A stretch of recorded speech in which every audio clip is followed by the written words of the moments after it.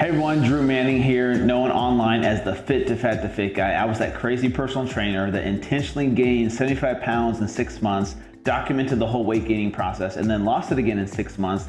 The journey went viral, went on a bunch of national TV shows, wrote a New York Times bestselling book called Fit to Fat to Fit, and now there's a hit TV show on A&E called Fit to Fat to Fit as well. But most recently, a lot of you know me as the keto guy.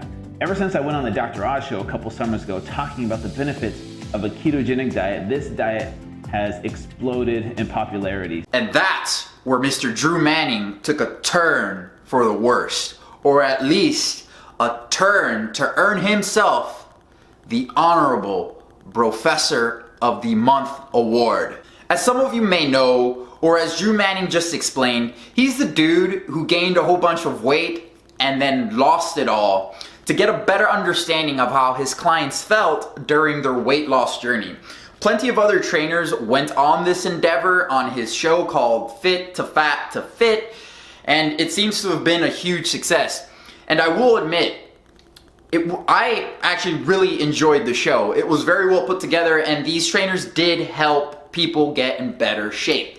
With all that said, this award is not being presented to Drew Manning because of these simple facts. It's simply because he is stating exceptional Brofessor knowledge that is not backed by science. To be exact, I'm referring to this keto diet shit. He's now being self-proclaimed as the keto guy. Guys, we got another one, so roll up your sleeves and get ready for this shit. So here's the problem, is that we've been lied to as a society. For the past 50 years or so, we've been taught that eating fat makes you fat and that fats are bad. That's why we had that food pyramid, right? Where it was 7 to 11 servings of grains per day, eat fat sparingly, but look at what that's done to our obesity epidemic in this country. So Drew is claiming the food pyramid has caused the obesity epidemic in this country. So it was the food pyramid that caused the obesity epidemic in the United States. It wasn't the excessive consumption of processed foods from animal products and the excessive consumption of refined foods coupled with the lack of exercise and maybe in even some cases alcohol. It was the food pyramid. Damn you! Damn you! Who exactly follows that bullshit? Because I don't know anyone who does follow the food pyramid. But if they did, they probably would be better off than following the standard American diet nonetheless. But let's see what else Drew Manning has to say in regards to the keto diet. So the keto diet, what it does is it flips that on its head. And now the latest scientific research is showing that fats are actually healthy for our body. Oh, there's scientific studies to back this up? Well, let's look in the description box of this video to have a quick look at these studies. Where's the study? Where's the fucking study, bro? The fuck? So there's no studies linked in the description box of the video, so let's put on our private investigator hat and look deeper into the inner workings of Drew Manning's site to see if we can find any scientific backing. So I came across an article on fittofattofit.com about Jillian Michaels disagreeing with the keto diet, essentially calling it a fad diet. And really, how could you disagree with her? If you understand the dangers of dietary saturated fat and dietary cholesterol, you would know that the keto diet is horrific for your health and it is not sustainable. High amounts of dietary saturated fat and dietary cholesterol promotes atherosclerosis, the clogging and hardening of arteries through plaque buildup by raising LDL cholesterol levels, or at best, keeping LDL cholesterol levels high enough to keep a person at risk of progressive atherosclerosis. Alright. But looky here. There's a study here to prove that the ketogenic diet can lower LDL cholesterol and triglyceride levels. So if we look at the study, wait a damn second. I've already reviewed and debunked this study.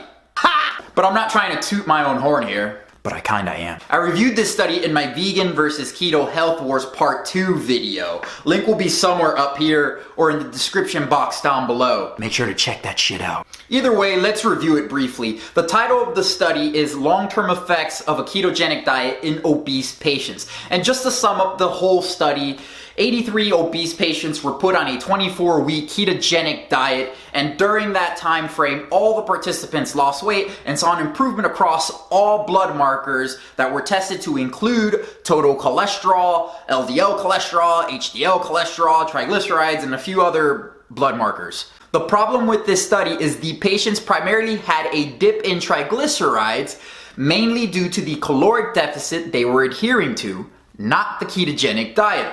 It is very normal for a person to have a dip in triglyceride levels when losing body fat, when a caloric deficit is achieved. As some of you may know already, anyone can lose body fat even when eating nothing else but McDonald's or maybe even Twinkies. As long as that person has achieved a caloric deficit, body fat will be burned off for energy. In regards to the average LDL of the patients, well, their LDL dropped from an average of 158 milligrams per deciliter to about 127 milligrams per deciliter, which is still insanely high. These patients were still at major risk of atherosclerotic plaque buildup, as the normal physiological range of LDL cholesterol, where atherosclerosis does not occur, is below 70 milligrams per deciliter. So if we go off the basis of that one study, we can conclude that even with weight loss, the ketogenic diet can still keep your LDL cholesterol levels nice and high so that you can further your chances of having heart disease, the #1 killer in the United States. Thanks, keto guy! But look at those abs though. Mines are better.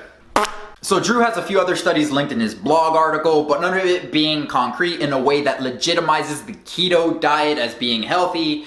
I'm not discrediting him, I'm just saying none of those studies, including the one I just showed you, prove the keto diet is healthy. Take a look, see if you desire. I'm not gonna waste any more time on breaking them down or debunking any of them because they don't prove much. So let's get to the heart of this video and what so profoundly earned Drew Manning the Brofessor of the Month award. So a few days ago, this wonderful ad came across the newsfeed of one of the social media platforms I'm currently subscribed to in regards to the ketogenic diet, and it was brought to me by who other than the Brofessor of the Month to be at that current moment. It was this ad and the responses I received, or rather the lack of responses that I received, that left me no other choice than to award this prestigious certificate to Drew Manning, the Honorable Brofessor of the Month.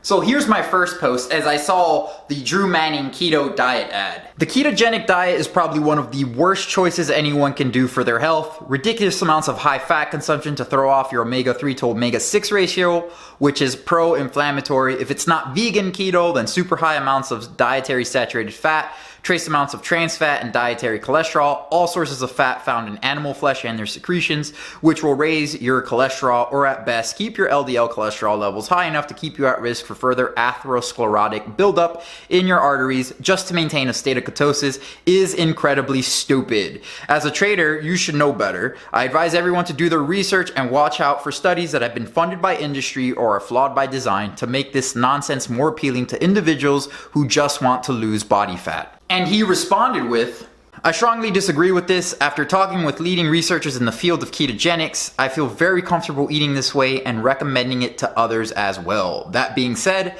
I recommend eating good fats and low amounts of processed foods. I have more thoughts on this topic here. Okay, so Drew Manning recommends eating good fats and low amounts of processed foods. Let's see what he means by providing some professional advice to a random person on Facebook.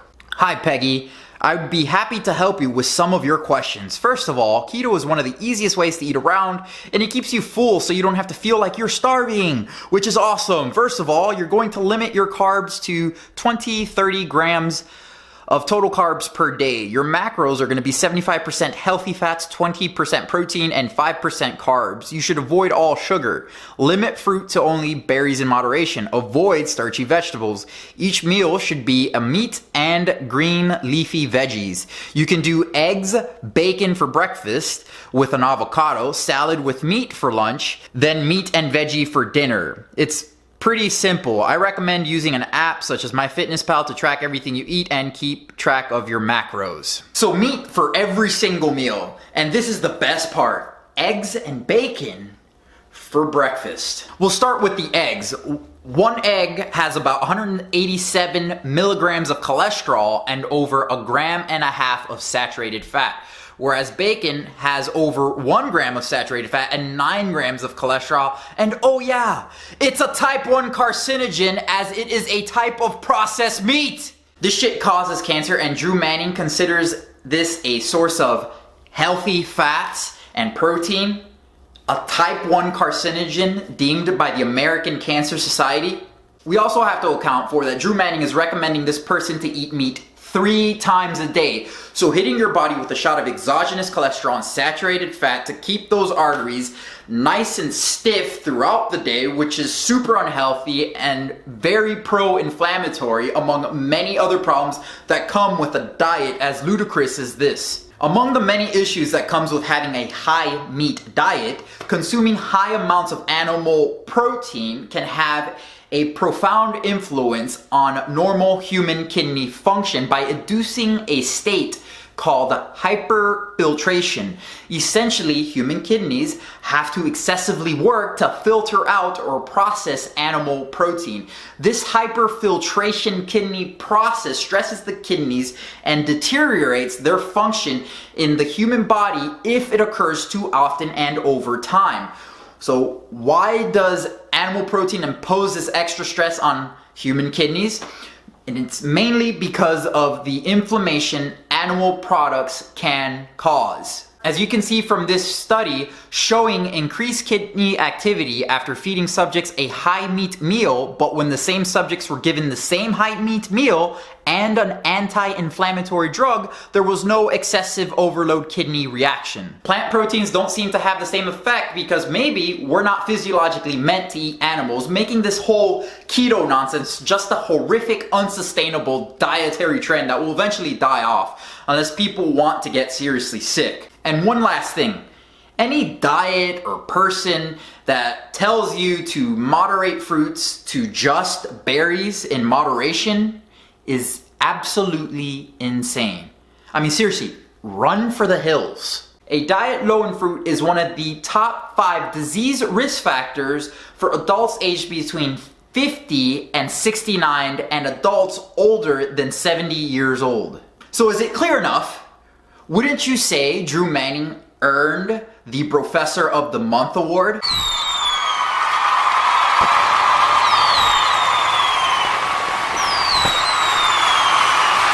I know you agree. That being said, if you come across a Drew Manning sponsored advertisement, the fit to fat to fit guy or the keto guy or whichever name he goes by today, make sure to copy and paste the link of this video onto that advertisement and state the Natural Hulkster would like to talk to you, because I would like to talk to him in regards to this topic if he has the fortitude to do so. And Drew Manning, if you're watching, here's a message to you. Trainer to trainer, man to man. This conversation will only take a few moments of your time. And while we're at it, why not record the whole conversation so all your viewers and all my viewers can watch? Since you feel so confident about this keto trend, you call yourself the keto guy, well, I call myself the Natural Hulkster, and I naturally don't bullshit people or my clients to make a few bucks by ignoring science or others who refute me with science. I'll be waiting for your response. For everyone else though, please follow suit as usual, help a brother out, and let's make sure Drew Manning gets this message. But in the meantime, let's make sure to hit that thumbs up button. If you're new to the channel, make sure to subscribe so I can keep you updated on the weekly. I'm the Natural Hulkster. I want to thank you for watching. And please, stay tuned for the next one.